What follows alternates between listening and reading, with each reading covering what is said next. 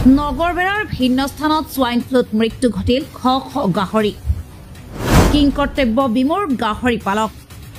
গাহৰি পালকসকলৰ মূৰত পৰিছে ৰামটাঙন আফ্ৰিকান সোয়াইন ফ্লুত আক্ৰান্ত হৈ নিতৌ মৰিবলৈ লৈছে জাকে জাকে গাহৰি এই দৃশ্য নগৰবেৰাৰ যোগীপাৰা অঞ্চলৰ শিক্ষিত নিবনুৱা নীলমণি বৈশ্য নামৰ যুৱকজনে বৈজ্ঞানিক ভিত্তিত কৰিছিল বৈশ্য পিগ ফাৰ্ম নামৰ এখন গাহৰি ফাৰ্ম ফাৰ্মখনত ব্যৱসায়িক ভিত্তিত পুহিছিল প্ৰায় ৬০টাকৈ গাহৰি নিজৰ গাঁঠিৰ ধনৰ লগতে ধাৰ ঋণ কৰি পোহা গাহৰিবোৰ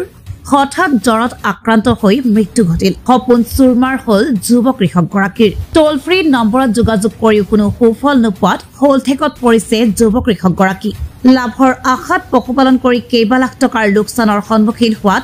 কিং কৰ্তব্য বিমূৰ হৈ পৰিছে গাহৰি পালক নীলমণি বৈশ্য অকল যে বৈশ্য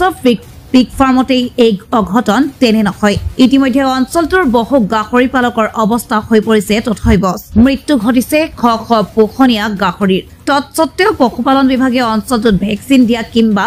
কোনো ধৰণৰ তৎপৰতা নেদেখুওৱা বুলি খুব উজাৰিছে কৃষকগৰাকী এনে আকস্মিক দুৰ্যোগৰ ফলত সম্প্ৰতি বিমৰ্ষ আৰু উপায়ন্তৰ হৈ গাহৰি পালক নীলমণি বৈশ্যই চৰকাৰক কাটৰ আহ্বান জনালে আৰ্থিক সাহায্য প্ৰদানৰ বাবে প্ৰশ্ন হয় আগলৈ কিদৰে নিয়ন্ত্ৰণ হ'ব এই ৰোগৰ প্ৰাদুৰ্ভাৱ বিচৰা ধৰণে চৰকাৰৰ সংশ্লিষ্ট বিভাগে ক্ষতিগ্ৰস্ত কৃষকসকললৈ সকাহ দিব পাৰিবনে news desk report N8 Assam হয় মই এখন ফাৰ্ম খুলিছিলোঁ বৈশ্য পিগ ফাৰ্ম নামেৰে এটাকৈ প্ৰায় ৬০টা গাহৰি ইয়াত মই পালন কৰিছিলোঁ কিন্তু আজি হঠাতে যি ASFৰ সংক্ৰমণ সেই সংক্ৰমণৰ ফলত মোৰ গোটেই গাহৰি মৃত্যু হ'ল ইয়াৰ ফলত মোৰ প্ৰায় ৬-৭ লাখ টকাৰ ক্ষতি হৈছে এতিয়া মই উপায়ন্তৰ হৈ পৰিছোঁ কাৰণ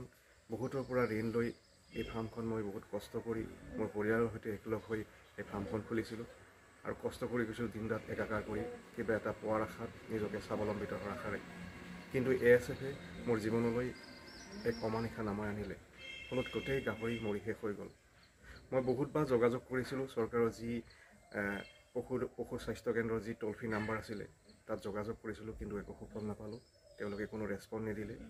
আৰু লগতে ওচৰৰ স্বাস্থ্য কেন্দ্ৰতো গৈছিলোঁ তাতো ডক্টৰ নাপালোঁ তেনেকৈ এটাকৈ মই প্ৰায় ৬০টা গাহৰি মৰি শেষ হৈ গ'ল এতিয়া মই উপায়ন্তৰ হৈ পৰিছোঁ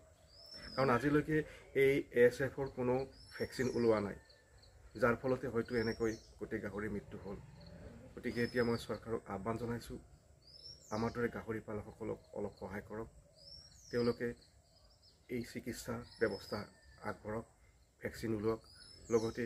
আমাৰ যি মৃত্যু হ'ল তাৰ অলপ হ'লেও ক্ষতিপূৰণ দি আমাৰ দৰে গাহৰি পালকসকলক অলপ সহায় কৰক